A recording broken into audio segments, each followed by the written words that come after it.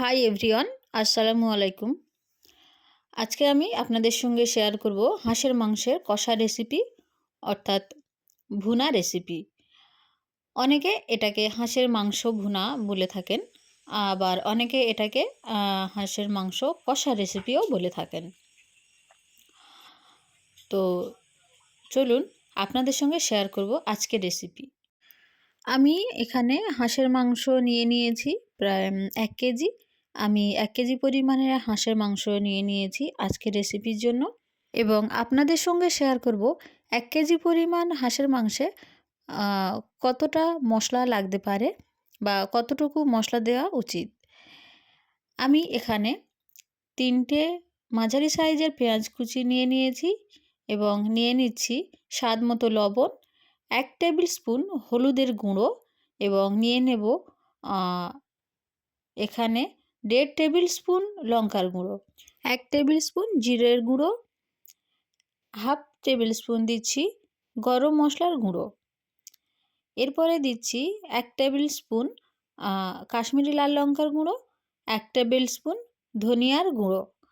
এরপরে দেব আমি 1 table spoon রসুন এবং 1 টেবিল স্পুন দেব আদা।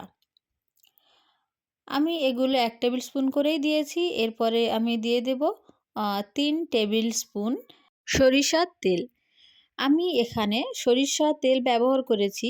আপনারা চাইলে অন্য যে কোনো রান্নার তেল ব্যবহার করতে পারেন, কিন্তু যখন এখানে সরিষার তেল ব্যবহার করা হয় এখান থেকে খুব সুন্দর একটা স্মেল আসে, আর রান্নাটাও যেন ভালোই লাগে।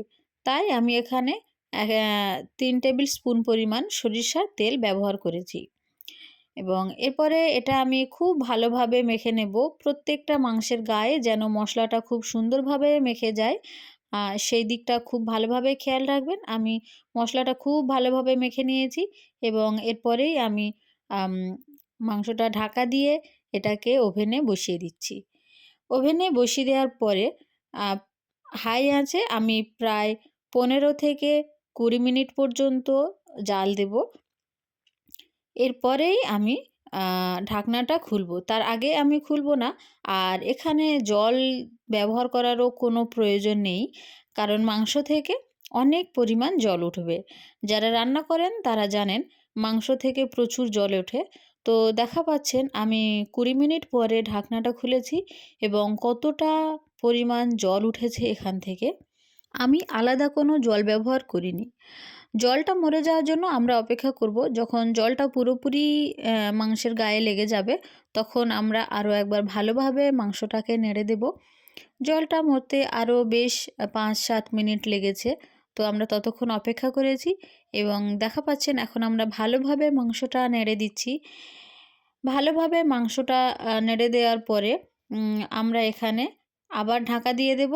বেশ কিছুক্ষণ আমরা আরও 5 মিনিটের জন্য এটাকে ঢাকা দিয়ে দিচ্ছি। তো আমাদের প্রায় 30 মিনিটের উপরে রান্না হয়ে গেল।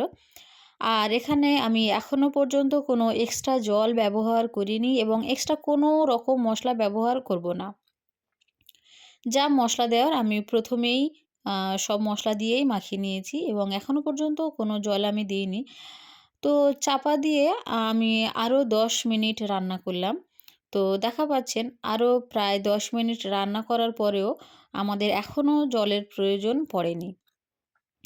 এখন আমার আঁচটা আছে মিডিয়াম ফ্লেমে। তো মিডিয়াম ফ্লেমে দিয়ে আরও 10 মিনিট আমি রান্না করলাম। এবার আমি এটাতে জল দিয়ে দেব 2 কাপ। এটাতে আমি যেহেতু এটা অনেকটা সিদ্ধ হয়ে গিয়েছে, সেহেতু খুব বেশি পরিমাণ জল আমি ব্যবহার করব না। এখানে আমি মাত্র 2 কাপ জল দেব এবং এটা রান্নার আ প্রায় শেষের দিকে।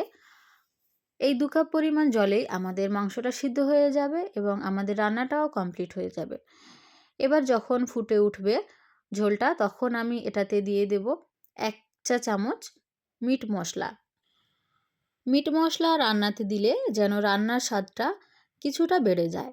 আপনারা অনেকেই মিট মশলা পছন্দ করেন না, সেক্ষেত্রে আপনারা মিট মশলাটাকে স্কিপ করতে পারেন, সেটাতে কোনো অসুবিধা হবে না। আমি মিট মশলাটা ব্যবহার করি। তো আমি ঢাকা দিয়ে রান্না করলাম আরও বেশ 20 মিনিটের মতো মিডিয়াম ফ্লেমে। মিডিয়াম ফ্লেমে আমি ঢাকা দিয়ে আরও 20 মিনিট রান্নার পরে ঢাকাটা খুললাম। দেখা পাচ্ছেন কত সুন্দর একটা কালার চলে এসছে আর মাংসটা খুব সুন্দরভাবেও সিদ্ধ হয়ে গিয়েছে।